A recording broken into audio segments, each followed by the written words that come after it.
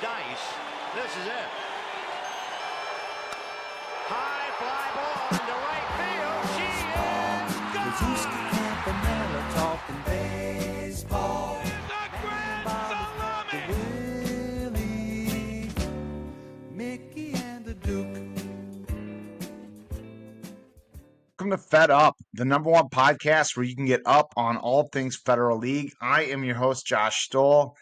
If you are not excited about this time of the year, I don't know what to tell you. I love the nerd out about this kind of thing. We start talking about division winners and magic numbers and playoff brackets. I just love this part. It's really the whole reason I started this show is this time of the year when we start to look at the final few games and we can start to guess who's going to be where, who's going to be playing who, start doing some prognosticating in the brackets, and just an absolute blast for me. So we're going to do that. We're going to walk through the divisions. We're going to start talking about magic numbers for teams. And this is up to the minute data. We are up early on a Wednesday morning, the 17th of July, recording this. To make sure that this time of the year you guys are having the latest and greatest information when you're taking this in. So beyond the division walk, we're going to do some risers and fallers. We're going to talk about teams who are up a little bit since the last time we recorded 2 weeks ago. We're going to talk about teams that are down a little bit since the last time that we had an episode. On the baseball portion of the show today, we've got a great guest. We've got Matt Johnson, also known as the Twins Almanac. It's the guy that brings us all that Twins nostalgia from the past decades. I love following his thread and love the time that we got to spend with him, hearing some of his stories about how and why he started that account. All right, let's get right into the baseball portion of the show. We're going to do a division walk. We're going to start in the American League North, where this one is clinched. Break out the champagne. The goggles, the Minoka Grays are the first team to officially clinch in the 2024 season. They are at 12-2. They've got a 5-game lead with just 4 to play. They have clinched that division and will be playing in the AAA. Congrats to the Minoka Grays. American League East, the East Metro Mammoth, not far behind the Grays. They have the champagne on ice. Their magic number is just 1. They've got a 4.5-game lead over the South Metro Saints. The Mammoth have just 4 games to play. It could be a little bit, though. I mean, the schedule gets a little testy here for the Mammoth. They've got Hastings, which could be a preview of that first-round game in the AAA playoffs. Right now, the Mammoth really holding on to that 1 seed right now. Lakeville having a rain-shortened game where they trail by 3 runs against Newmarket. And Hastings holding on to that wild card spot. They could certainly track down the Bulldogs. We'll get to that division later. But right now, if the season were to end today, it would be the Mammoth and the Hastings Hurricanes in that first-round match. 2 teams scheduled to go at it this Friday, July 19th. Game being played in Hastings at Veterans Athletic Complex at 5:30 p.m. Much relief after that for the Mammoth.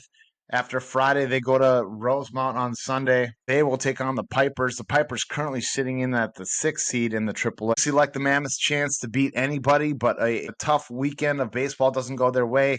They might be looking all the way into last week of the season. We play again on July 28th against the St. Paul JTs. Perhaps the division win comes that time. Should we come back to the American League South? Let's do that. The Burnsville Bulldogs sit at 12-1. You got to remember, this team lost their opening game of the year, and they have done nothing but win since.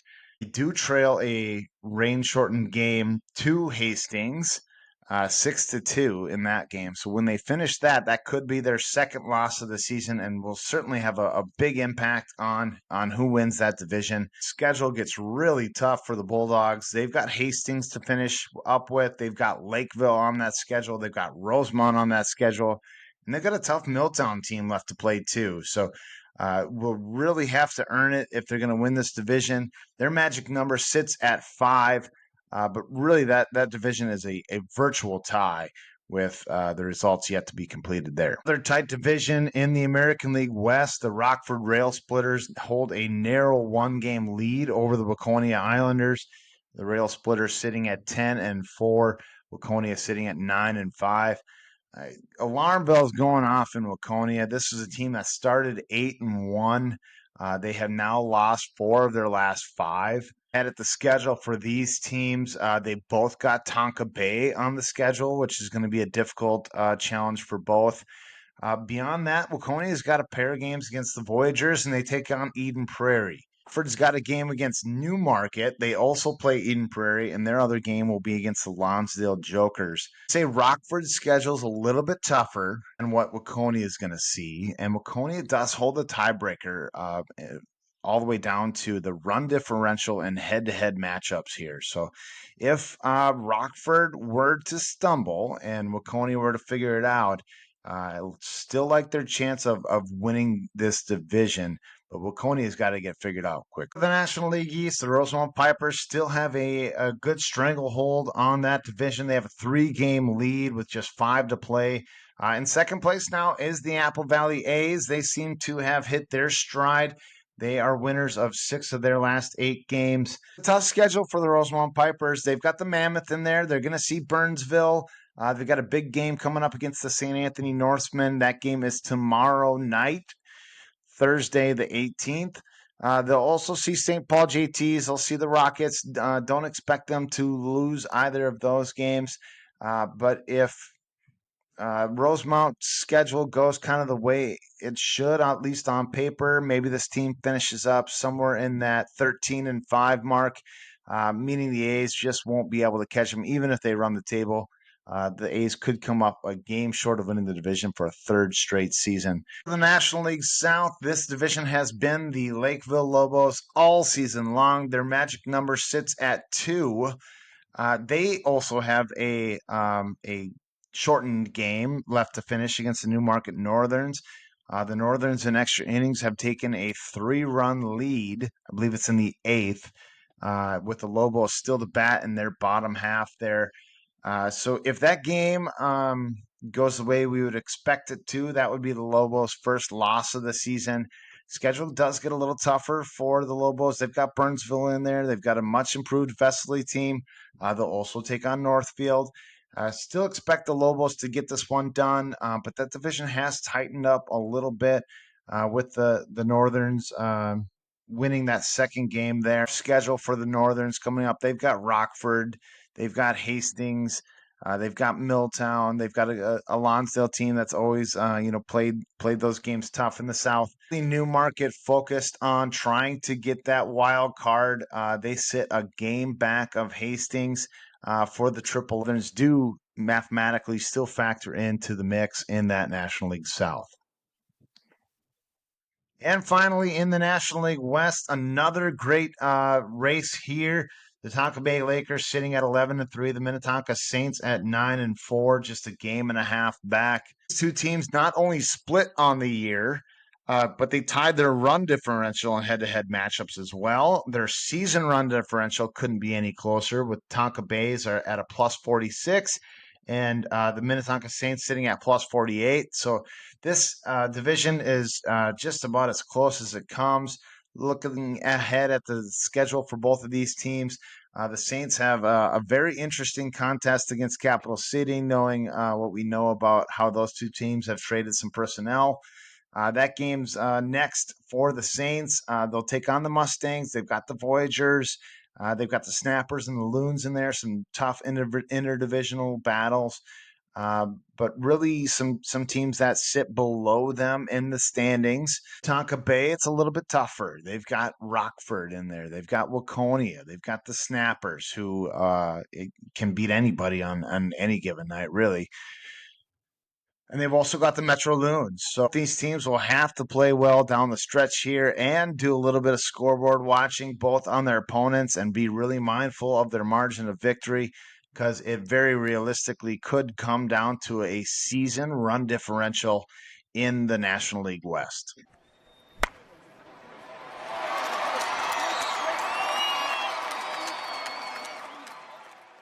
We've done our division walk. We've talked about our magic numbers. We are going to do a segment we're going to call Risers and Fallers. We're going to talk about some teams that are on the rise or on the decline since our last episode 2 weeks ago. We're going to start really in the AAA. Pretty much everyone in this bracket has moved up one slot, with the Waconia Islanders just falling like a rock out of that mix. Lobos trailing in that game to the Newmarket Northerns by 3 runs and extras. We've got them at the 2 seed. So the Mammoth up one slot into the 1 seed there. Lakeville sitting at 14, and we'll call it 1. Was obviously shocked in the Northerns the first time those two teams played. So I know Torrey Holt's not counting that game as a loss just yet. But here at Fed Up, we're playing the probability. So that drops Lakeville down to the 2. Burnsville stays steady at the 3 seed, but the Grays at the 4. Lakers up a spot at the 5. The Pipers up a spot at the 6. Rail Splitters up a spot at the 7th, and the Hastings Hurricanes up a spot in the 8th seed are the current wild card.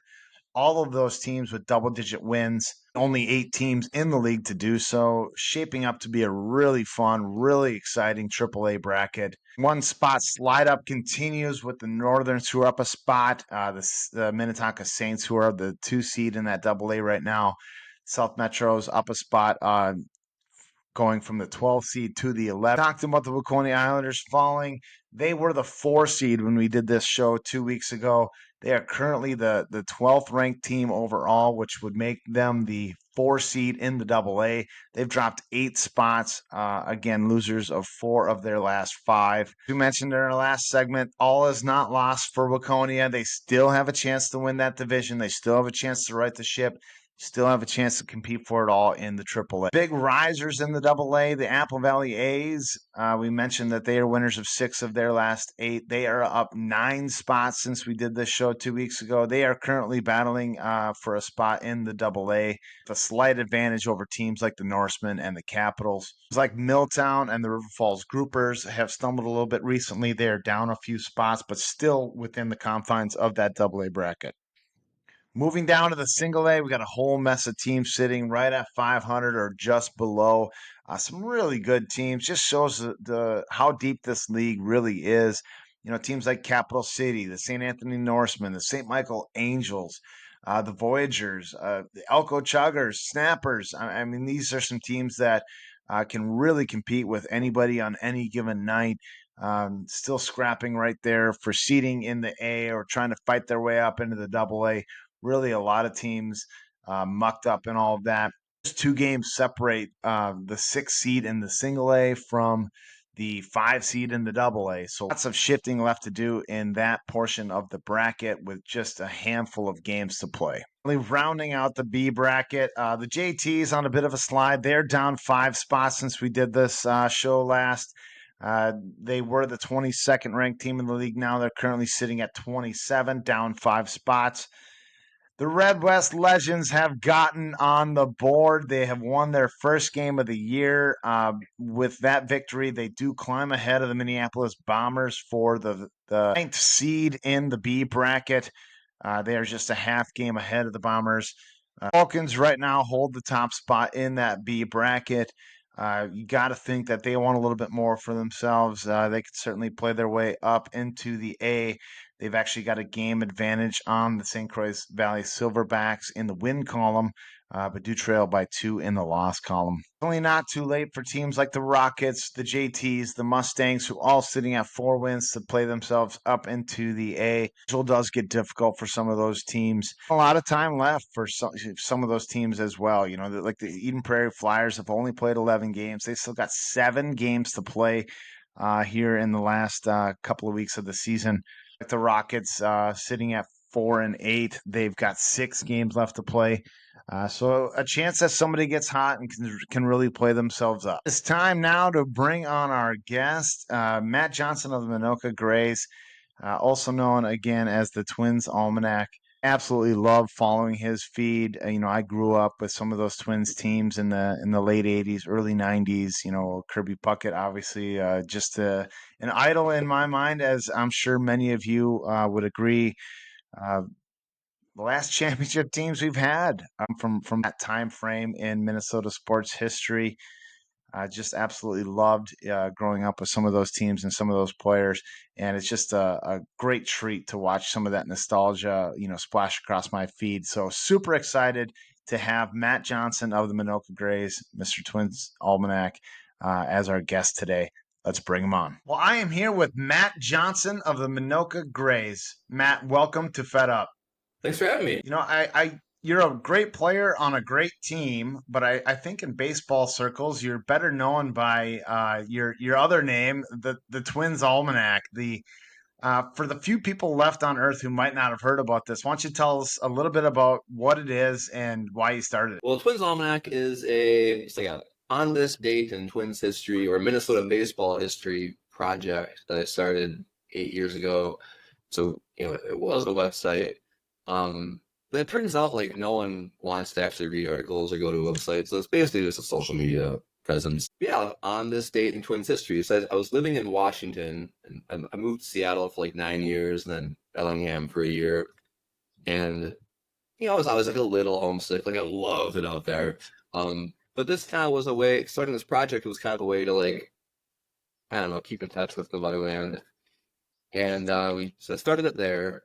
So the reason I really like the on this date format is it's an opportunity to bring up like people that you don't always talk about in Twins history. We can always talk about Harvey Killebrew, Tony Legal Rock, Creep, all those guys are like, for one day in history, Rich Becker than the guy or Sure, that's a good poll.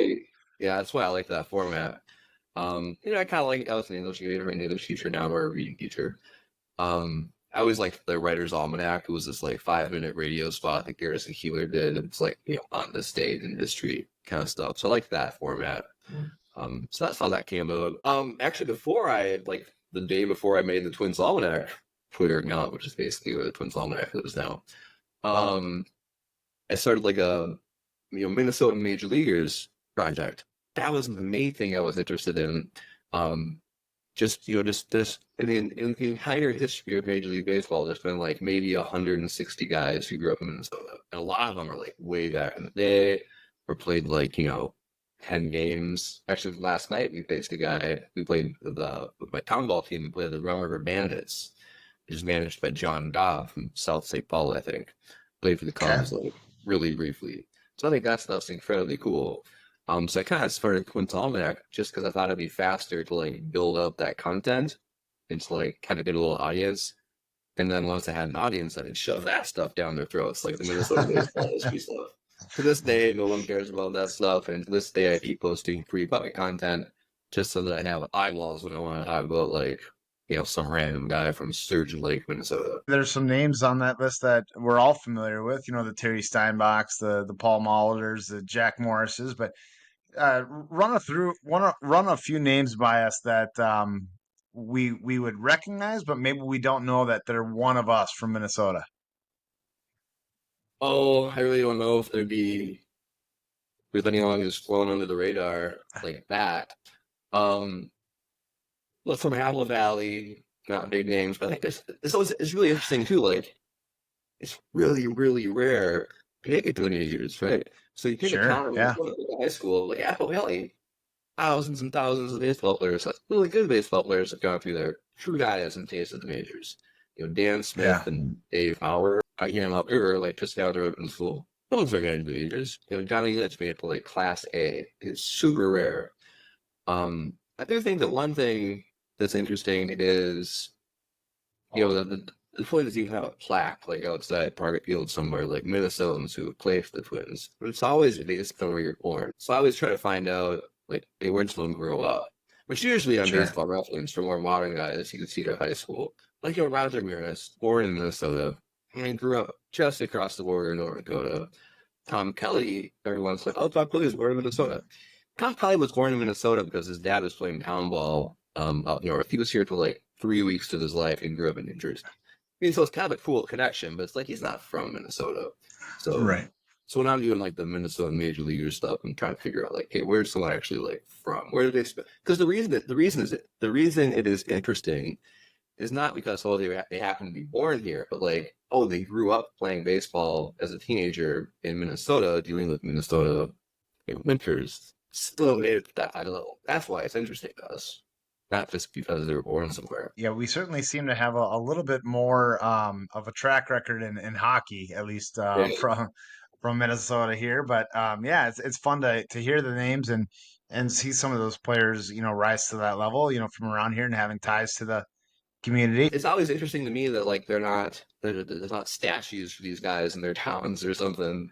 It's a little sarcastic, but in most of these towns, you have North Branch, Minnesota, for instance. There's a guy Lee Quillen who played for the White Sox in like the early 1900s. That's it. That's it. Like for that area, guys playing for the varsity baseball team in North Branch. I've never heard of this guy. I think it's odd that these people aren't household names. It's like one guy from your town in the last 150 years made it to the majors. Like, it's one of the Yeah, you name a field after him. Yeah, have a little, little plaques and pronouns. Yeah, I love it. I remember I went to school in Fargo, went to college at NDSU, and remember just walking through that mall and seeing the big, shrine to Roger Maris there, and that's kind of how I knew that he had a tie to that region, and I never had learned that before, but yeah, I agree. I mean, that's obviously a big deal to reach that level and to have somebody from seemingly nowhere Minnesota make it. Should know that name. I know you've got a great physical collection of baseball cards, memorabilia. What are some of the coolest pieces that you have? The ones that you either are most proud of or have a little bit more nostalgia around. So a lot of people knowing them, I mean, the Twins Almanac kind of see me as like a repository for like their old baseball stuff that they've held on to for years. So people send their like, old programs and yearbooks and magazines, newspapers, all that kind of stuff. Lots of baseball cards, which is really cool. So I'm trying to have like, anywhere from Minnesota I can get. I'm trying to collect like every Topps card, every like from the Topps base sets from the years of guys from Minnesota. There is that. So first Topps set was 1951, and there's been at least one Minnesota high school grad every year, starting with Wes Westrom in 1951. Wow. On through 1952, there was Wes Westrom and a guy named Bob Mahoney from Leroy, Minnesota, which I know nothing about, but you got the card and something I can figure it out. And they're just neat little trinkets, these neat little artifacts, pieces of history.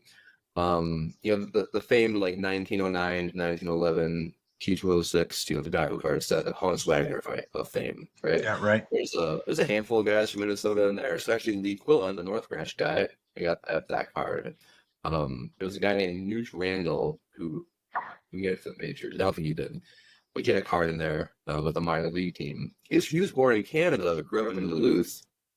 Cool thing about him is he organized and ran an indoor baseball league in Duluth for a few years, so like the 1910s teams, something around there. Which Minnesota, as a baseball guy in Minnesota, like that's really cool that this guy was running a indoor baseball league in Duluth in the winters and over 100 years ago. Those kind of things. In 33 Gowdy card of Rube Wahlberg. He's from Pine City, Minnesota. Cool story. He gave up the most home runs to Babe Ruth of anyone. Which, of course, you have to be around and be successful enough to have that opportunities, right? Yeah, so Babe Ruth hit more home runs off of the Pine City native than any other pitcher. How do you go about finding your factoids and doing your research? So when I started this, like I said, I was first most interested in guys from Minnesota. I was like, oh, it's gonna take a while to build out the content for this, right? So then Twins Almanac on this date in Twins history, I was like, I can build that out much faster to then have things to put out there to start cultivating an audience. So I did a big spreadsheet. I probably started with the Twins media guide and just went through all the records, 3 home run games, Kirby bucket, 14 total bases that won, Sunday, and so I just kind of populated it with that, birthdays, things like that.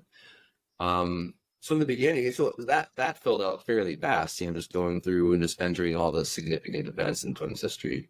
And now it's been 8 years, and every time I come across something that kind of has a date tied to it, because we're doing on the state format, really anything that has a date to it, add it to the spreadsheet. And then just kind of fun facts. This used to come across that constantly. It is very difficult to read a baseball book for me because every paragraph I gotta stop and jot something down on an index card or on a post-it note. I still have a box in the basement of like notes that I haven't like entered into the spreadsheet yet. Every time you look up something on Baseball Reference, I'll look up one game, for instance, like just getting a detail about Greg Olson's major league debut or something like that. That's a good example, actually. I looked at Greg Olson's major league debut, and there's just layers of details. So when Greg Olson made his major league debut with the Twins, he entered in Kent Hrbek's spot in the batting order, was playing catcher, and then Tim Lautner, born in Iowa, grew up in Park Center. He's slid over to first base, so it was like a little triangle of Minnesota high school grads that all played a part of Greg Olson making his major league debut with the Twins. I thought that was neat. You mentioned you lived in Seattle, so I'm going to assume you moved back at some point. But how did you get replugged back into the Minnesota baseball scene? Yeah, so I didn't play after high school, and then I moved to Seattle for about 9 years. And there is some amateur ball out there. I wasn't really super aware of it, so I didn't play at all through my 20s. So like from 18 to like 32 in the baseball. I finally last year out there joined a little amateur league, which was incredibly expensive. It was like the team dues were like over $400, and it was really rinky-dink, like nothing compared to what we have here in Minnesota. So I moved back to Minnesota, got in touch with my local town ball team, the Townsend Knights, or closest where I was living. And just what we have here. I mean, well, I guess I can only compare it to like the Seattle area, but you hear like national baseball people who know about town ball, say like, yeah, there's nothing like this in the country. Obviously there's great amateur baseball in other metro areas. As far as the kind of statewide basis, which that's pretty metro, but like you at town ball all over the state. On statewide basis, there's nothing like this anywhere in the country. Then how did you come to be involved with the grade? Yeah, so in our town ball team, we play about 20 games. We don't do one of those like 60 game schedules. And so I thought it'd be cool just to get a few extra at bats, just kind of stay sharp. Dustin reached out and asked if we wanted to join this 35 and over team. And I honestly, my expectation was, okay, cool, I'm gonna get extra at bats, just keep my arm loose throughout the week. I was honestly expecting like a very low level of play, right? I meet up with these guys, I'm like, holy crap, it was intimidating.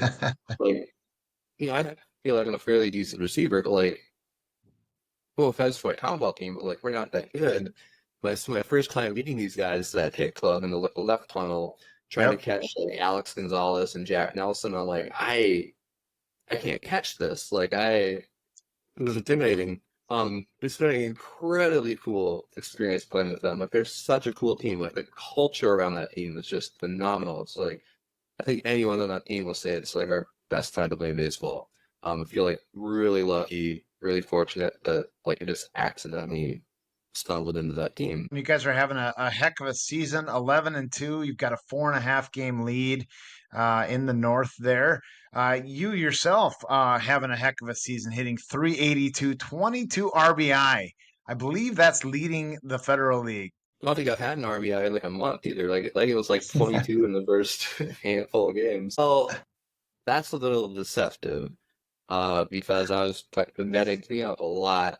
Now that Nick Larson's back and Jack Nelson's back, and a little bit further, but like a lot of those RBI are like Harry Kine right off the plate, Joey Olson and Scoger on base, and like I can hit a little like pop up the center off the end of the bat. It's not quite as RBI. Like like if you put the ball in play, batting cleanup for that team, you hit an RBI. There's always somebody on third base. But like. I guess the batting average was good for a while. It was around 500 now. It's slumping a bit here with both teams. How do you like your odds to repeat this year? You think the guys are still? Is that something that drives your team, or is it kind of maybe taking a little bit of a back seat now that you've been there, you've done that? Later chances a lot. We've frankly we've been struggling a bit even in most of our games. But I don't think we're hitting as well as we will. But the pitching on that team is a problem. It's a problem for us. So we have more pitchers than we have innings. I like our odds, especially when you play out format, and the pitching is so deep. But it's not something we think about or talk about a lot. like within the team. Like we're having fun. It is a lot of fun to win the playoffs. Actually, so last year with the Grays is the first time I've won anything in baseball. Like so it was pretty fun winning the league. But no, you see the same intensity and drive and determination from these guys any game throughout the season. Like so the playoffs are fun and there's a little extra intensity in the air, but like Joey Olson, Dan Skogert, you guys will always go back to. They're always just out there doing like high IQ, like intense baseball stuff, like any game. Doesn't really matter the situation. Studying work first and foremost, motivated by and just having a lot of fun being around each other and playing baseball, from in April, May, June, July, and then nothing really changes for playoffs. Talk to me a little bit about Lars. He's the figurehead really for the Grays. I know Joey is very active as well with your roster, and but talk to me a little bit about Lars's role with the Federal League. Yeah, Lars is like just an incredible person and asset to our team, of course, and to the league. Amateur baseball around Minnesota in general, town ball and Federal League, like it really depends on like really every team. Especially, I mean, I guess I'm more familiar with like town ball teams around the state.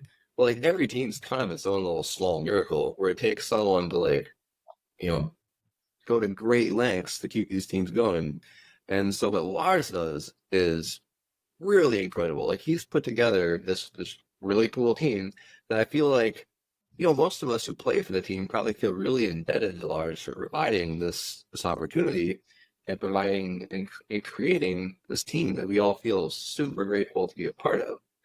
And it wouldn't be possible without someone, being the ringleader and putting it all together. Yeah, the Federal League in general is a really cool thing. But as far as like within the Grays team, like he's the one that made this all happen. And you all every time you show up to a Grays game just feel like he's like cultivated this really cool club that we all get to be a part of. And like all these little details, like the game day experience at Castle Field. Like Castle Field's a really fun place to show up and play home games. Like it's a whole production. The field is incredible. But then yeah, but he's got a PA announcer and the music and the concessions and like lots of people. There's always a lot of people there in the stands. A lot of family comes to our games. So he's the one putting together this whole experience for all of us. I know everyone on the Grays just feels like super thankful for everything that he does.